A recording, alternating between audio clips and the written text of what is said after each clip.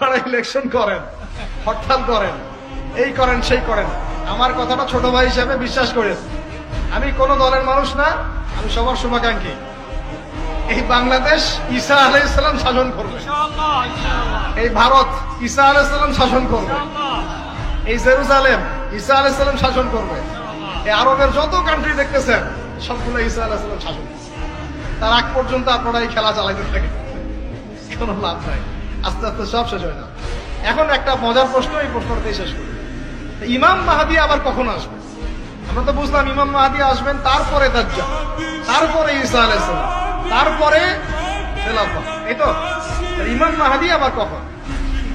আমাদের বুয়েটের মাহদী বের হয়, পাঞ্জাব থেকে মাহদী বের হয়, হ্যাঁ, বাংলাদেশের ওই কোনায় মাহদী বের হয়, সৌদি আরব থেকে ওই কোনা থেকে মাহদী বের হয়, হয় না? খুব ভালো করে মনে রাখবেন, যতক্ষণ এই বিশ্বে একটা মালহামা না হচ্ছে মাহদী আসছেন না। কথা ক্লিয়ার?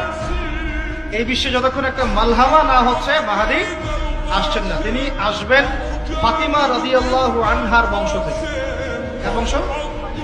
তার আসল নাম মুহাম্মদ। কি নাম? তার নাক উঁচু, নাক একদম উঁচু, খাড়া, কপাল চওড়া, চেহারার গড়নটা আমাদের নবী সাল্লাল্লাহু আলাইহি ওয়াসাল্লাম।